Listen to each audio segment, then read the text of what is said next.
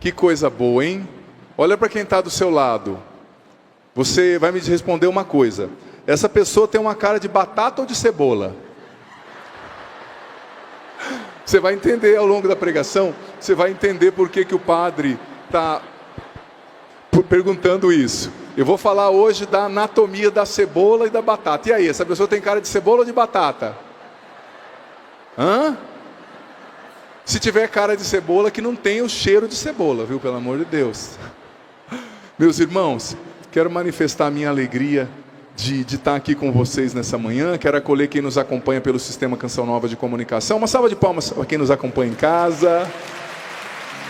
Isso. Estou muito feliz de estar aqui com você. Quero agradecer o Ítalo, a direção aqui da Canção Nova em São Paulo, pelo convite. Para mim é sempre uma satisfação. Como o Tiago bem disse, fez memória, me pegou até de surpresa.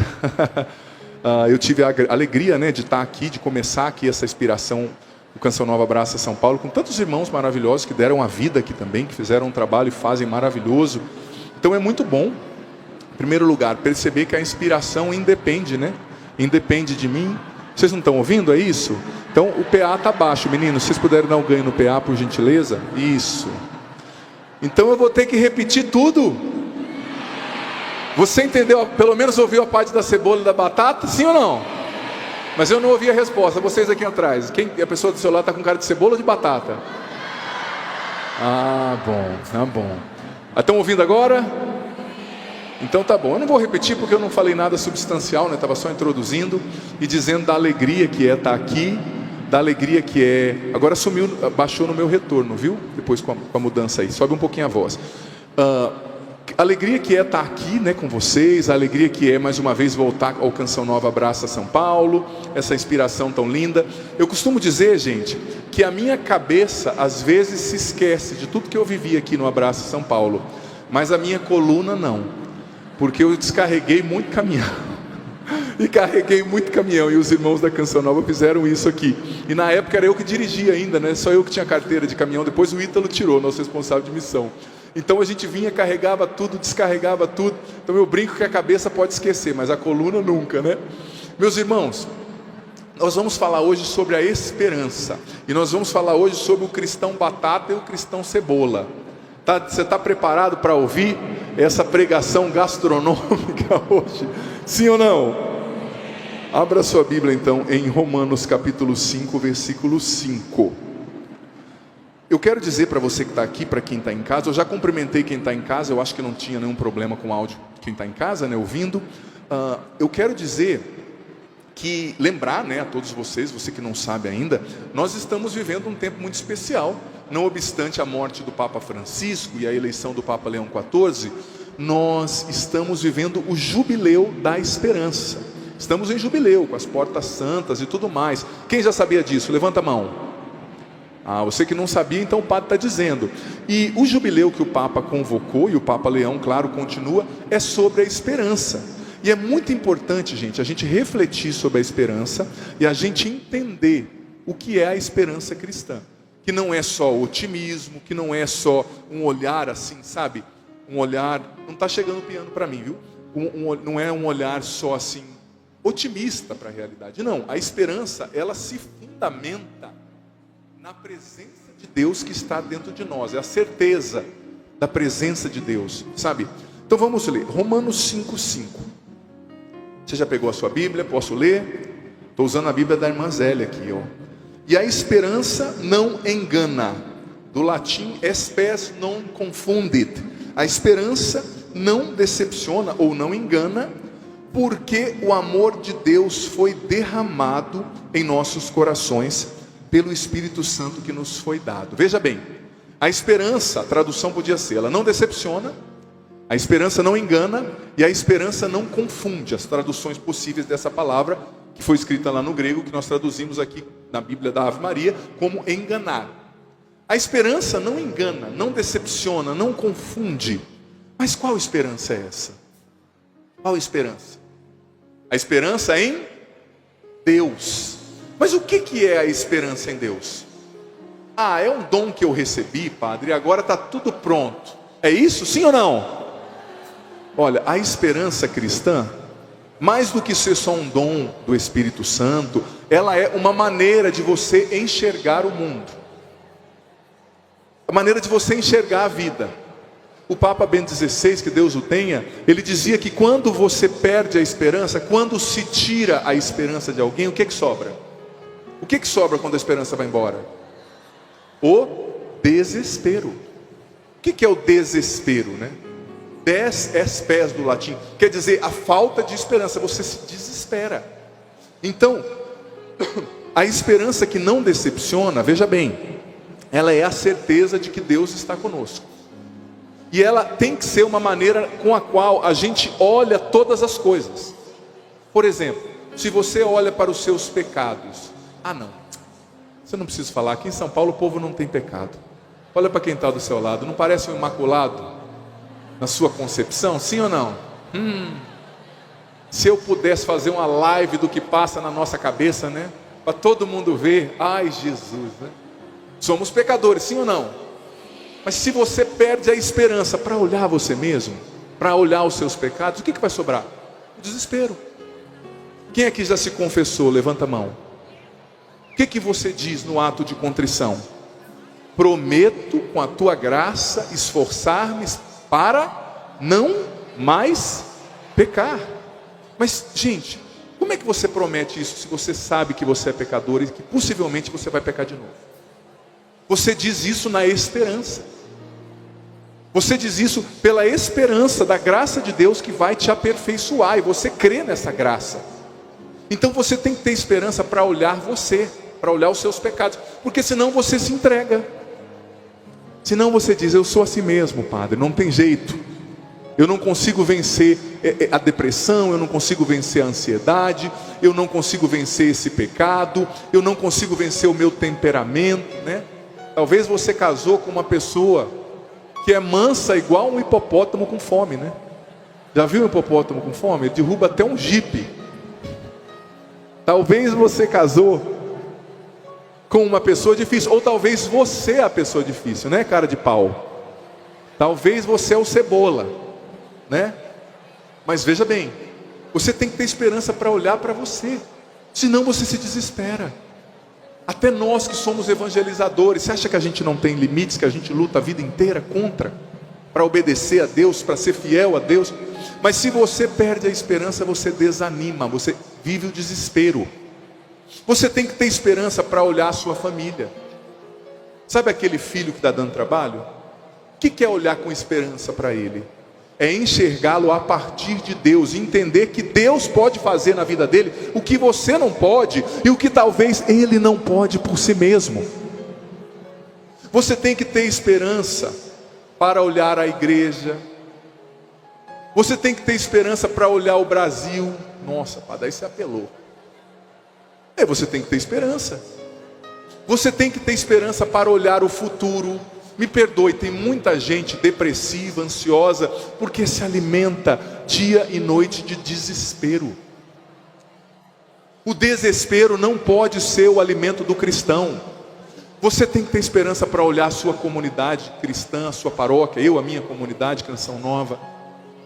Porque se você se alimenta do desespero, você está do jeito que o diabo gosta. Diga para quem está do seu lado. Se você se alimenta do desespero, diga para essa pessoa.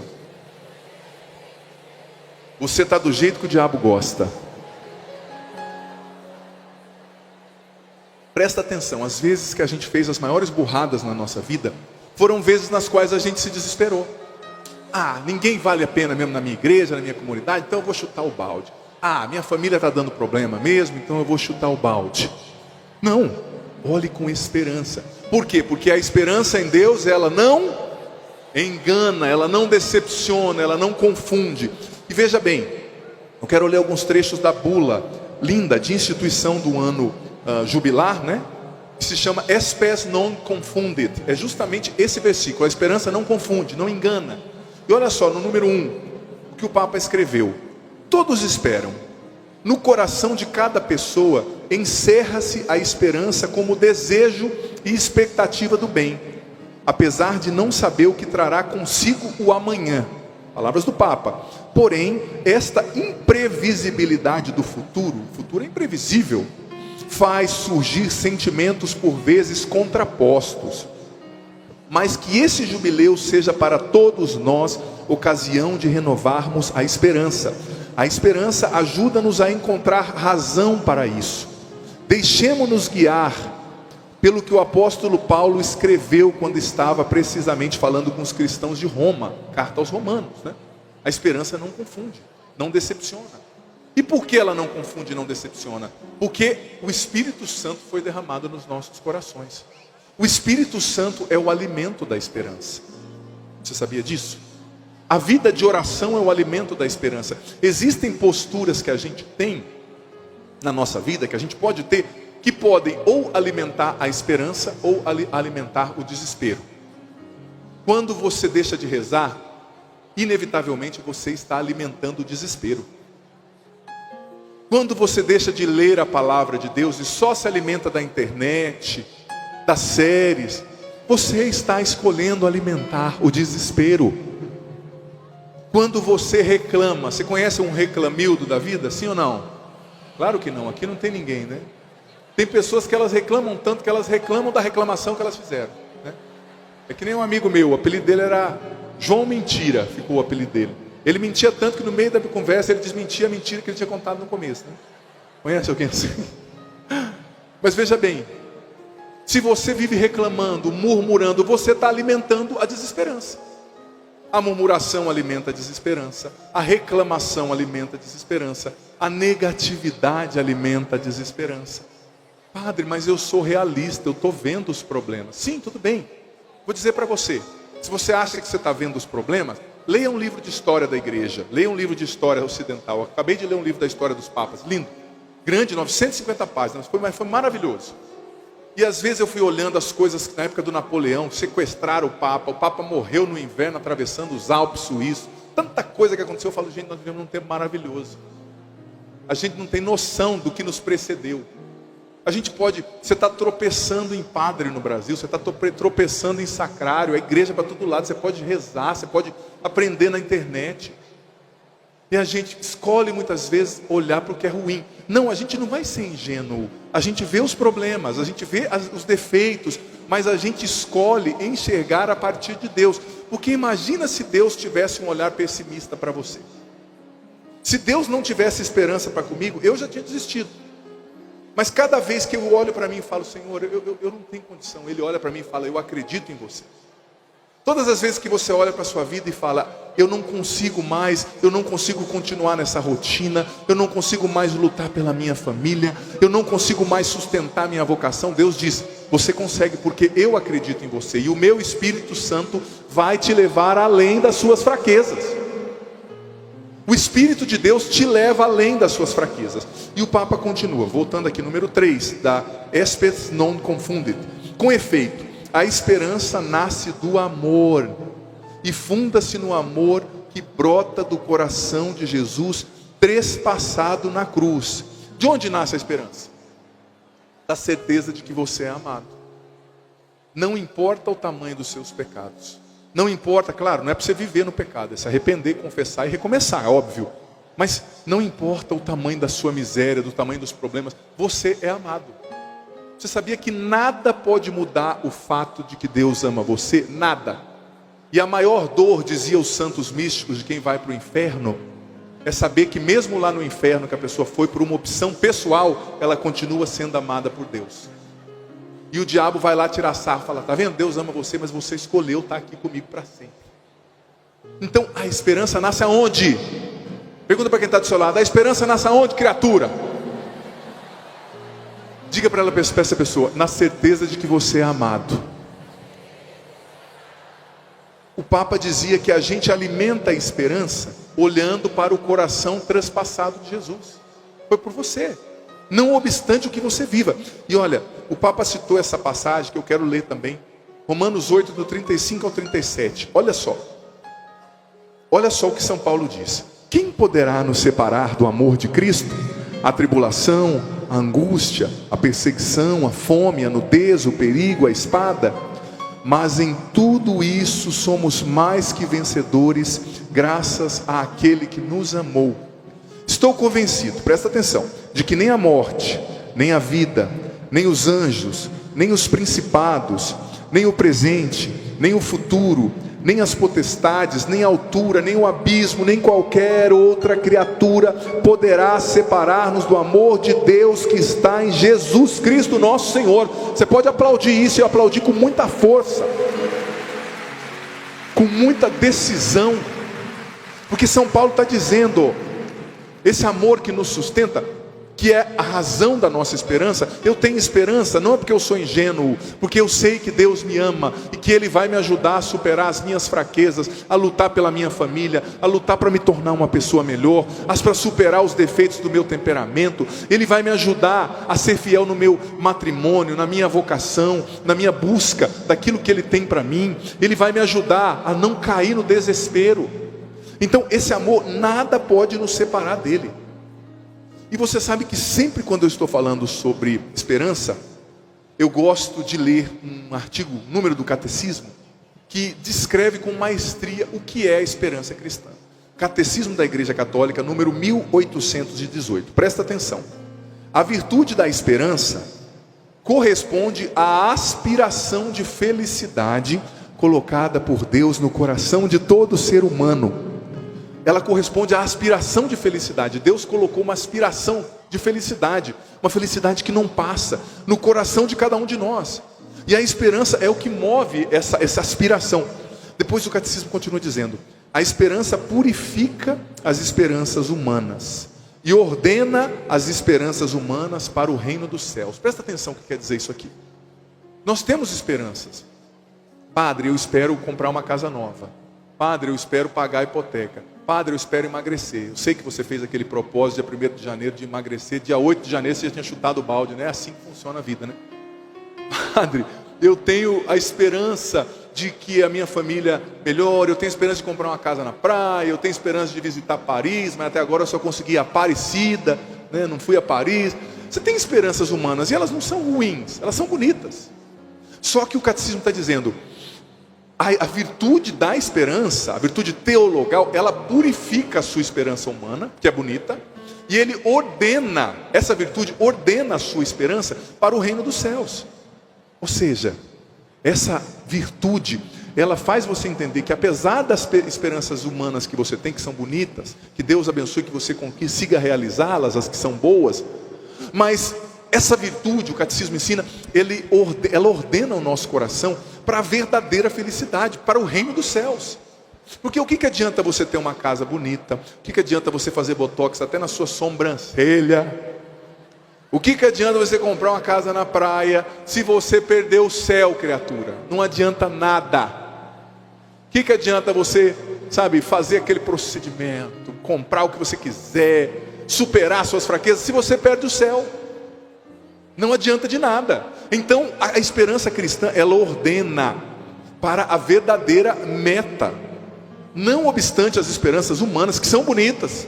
Não é ruim você ter esperança de melhorar, de você passar num concurso, de você se formar, de você ter uma vida melhor.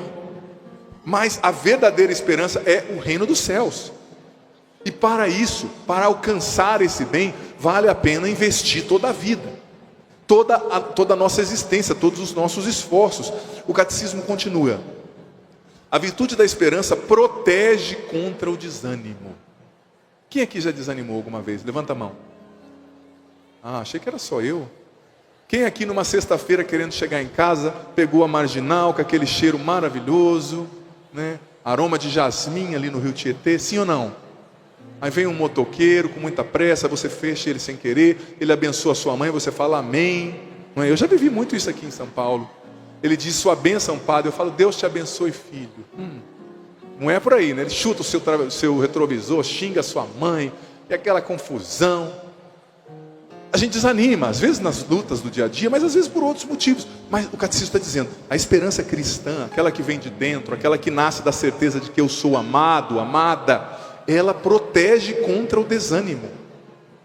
Porque eu digo para você, todos os dias, o desânimo vai bater a sua porta. Todos os dias, o desespero vai bater a sua porta. Mas se você vive, alimenta a esperança cristã, ela vai te proteger contra o desânimo, ela vai te fazer entender que não obstante as suas fraquezas, as situações difíceis, sempre vai existir uma solução e uma saída melhor para os seus problemas, sempre. Eu vou dizer para você, quem aqui quer receber o perdão de Deus? Levanta a mão. Você sabia que São João Crisóstomo, lá no século V, ele dizia o seguinte: muito mais do que você querer receber o perdão de Deus, Deus quer te perdoar. São João Crisóstomo dizia, muito mais do que você querer ser curado, Deus quer te curar. Muito mais do que você querer ser salvo, Deus quer te salvar. Muito mais do que você querer ser abençoado, Deus quer te abençoar. Ele só tem coisas boas para você. Mas muitas vezes a gente se deixa levar pela voz do encardido, pela voz dos problemas, e achamos que estamos sozinhos, que nada vai dar certo, mas é uma mentira. Você hoje, você que veio aqui, você que está acompanhando em casa, você não imagina quantas bênçãos Deus tem para você nesse dia, e quanta graça já está sendo derramada sobre você nesse momento. Só de você estar ouvindo essa palavra, curas já estão acontecendo, libertações já estão acontecendo, o Espírito Santo já está agindo em você, na sua família. Não escute a voz do desespero, escute a voz de Deus que te diz: eu te amo, meu filho. E nunca se esqueça do que a palavra diz: onde abundou o pecado, superabundou a graça. Onde abundou a fraqueza, Deus te diz: é na sua fraqueza que a minha força se manifesta. Eu sei que é difícil quando você está lutando com a depressão por muitos anos, né? Às vezes você já sabe, padre, não vai dar certo. Mas olha, nunca, como dizia o Papa Francisco, permita que roubem de você a esperança. Nunca. Porque Deus está no controle. E o que é impossível para você, para Deus, está lá de dedos. O que você está esperando há 30 anos, Deus pode fazer. Nem sempre vai ser miraculoso, nem sempre vai ser com a... Como é que fala? Tem um termo, né? Aquela coisa, aquelas fumaças. Não, mas na simplicidade, Deus está trabalhando. Eu amo aquela passagem do grão de mostarda, gente. Amo. Eu amo aquela passagem do fermento. Porque a passagem diz o seguinte: olha, o reino dos céus não é grande, assim no sentido de chamar atenção, não é aquela coisa, tem um termo, né? Fogos de artifício. Não, é uma sementinha. O homem jogou a sementinha, esqueceu. Mas o que acontece?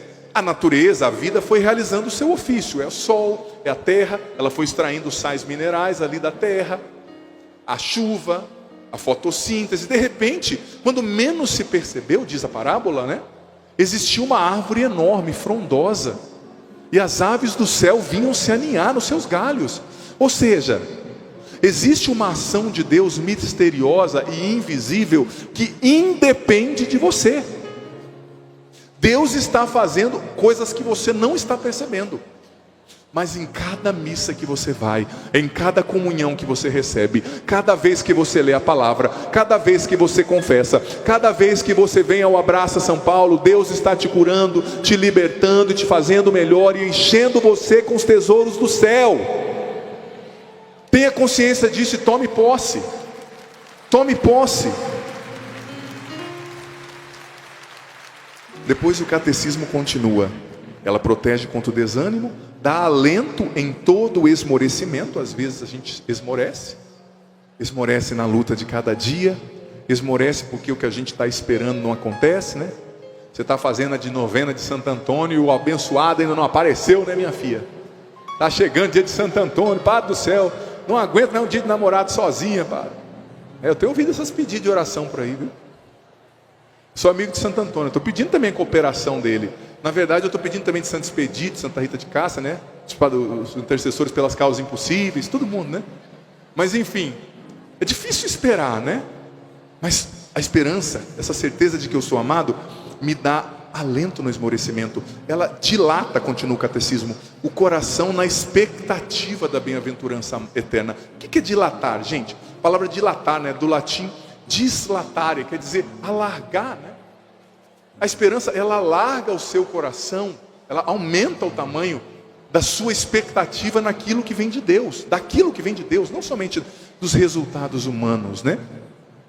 Olha, eu gosto demais, você pode ler depois o catecismo aí a partir do 1818, você vai ver que ele vai desenvolvendo, né?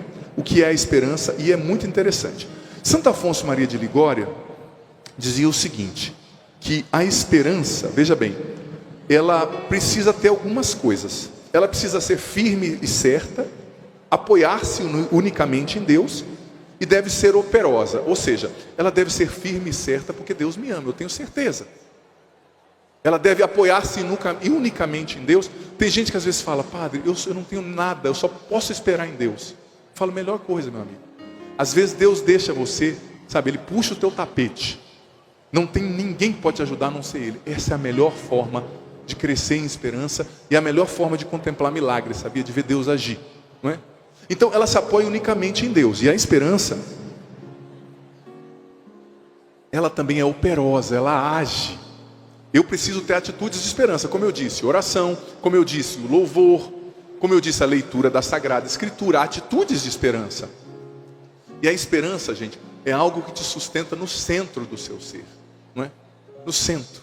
Imagina uma casa linda que não tem um bom alicerce, né? Agora eu vou falar então, falando disso, da cebola e da batata.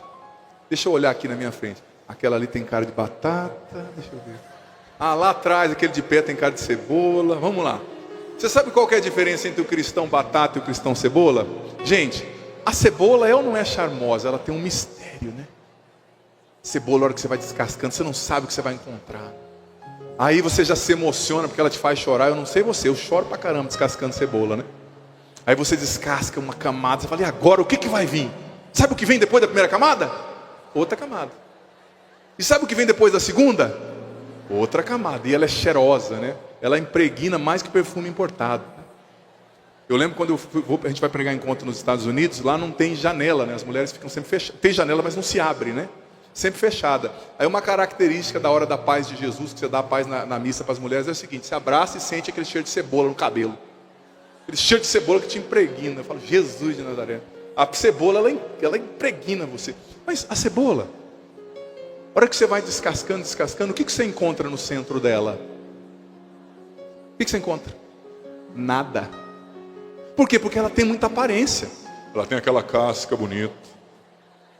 Chega assim, né? Você olha para a cebola e fala, eu queria uma cebola na minha vida. Mas não tem nada, você vai tirando. Ela não tem um centro que sustenta.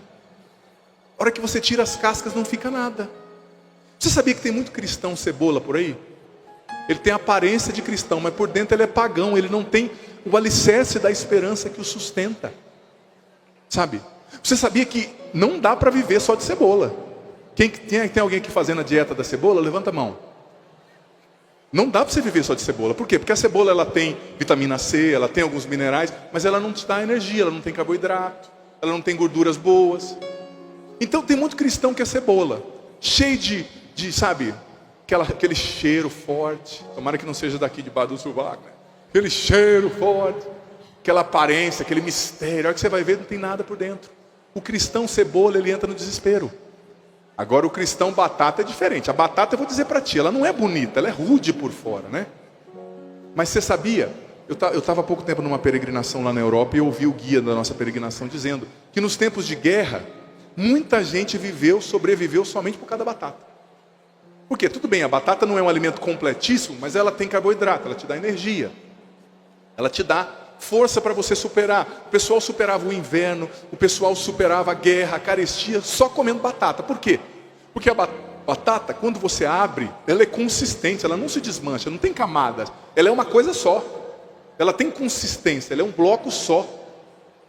Ela é sinônimo de quem entendeu que Deus é o alicerce da vida e que firma a sua vida em Deus, na esperança em Deus, que tem Deus dentro de si. A batata, a mesma vez eu digo, ela é rude, ela não é bonita, né? Alguém aqui já se apaixonou por uma batata? Hoje em dia tem de tudo, né? Tem bebê reborn, tem gente andando igual cachorro. Estou perguntando o que pode acontecer, né? Gente andando, esse dia uma mulher falou assim, eu sou uma cobra, né? Num lugar eu falei assim, eu gosto de pisar na cabeça da cobra, vem aqui, eu calço 46. Na hora ela desvirou, cobra, já não era mais cobra, né? Mas enfim, hoje todo mundo quer ser tudo. Você não se apaixona por uma batata, ela não é linda, mas ela é uma analogia muito interessante. Sabe, ela é consistente, ela tem consistência. A cebola não, ela não tem nada por dentro. Mais uma vez, olha para quem está do seu lado. Cara de cebola ou de batata? Diga para essa pessoa assim: seja uma batata, criatura. Tudo bem, pode ser uma batata slim, sem muito pneuzinho assim. Pode ser uma batata bonitinha, né? Uma batata com pó, maquiagem. Mas seja uma batata. Diga para quem está do seu lado: não seja uma cebola. Que Deus seja o centro da sua vida. Que você tenha o alicerce da esperança, da certeza do amor de Deus dentro de você. Que isso te sustente. Diga para essa pessoa: escolha sempre a esperança, nunca o desespero. Vamos ficar em pé? Mais uma vez, diga para essa pessoa assim: e batata de Jesus, dá um abraço nessa batata aí. Sai espírito de cebola, vai embora. Se alguém está com cheiro de cebola aí, nós repreendemos, né? E você que namora, depois de comer cebola, escova bem esse dente, tem compaixão do seu namorado, da sua namorada. Coloca a mão no teu coração. Repita, compadre: eu escolho a esperança. Mais forte: eu escolho a esperança. Eu não escolho o desespero. Eu escolho esperar em Deus. Eu escolho confiar em Deus, porque eu sei que Ele tem o melhor para mim. Eu sei que Ele me ama, e nele eu posso confiar. E eu peço: vem Espírito Santo, vem falar ao meu coração, vem me renovar, vem me dar consistência. Que eu não seja um cristão de aparência, com muitas camadas, mas sem nada firme por dentro, sem consistência. Vem Espírito Santo, vem me encher, vem me curar, vem me batizar.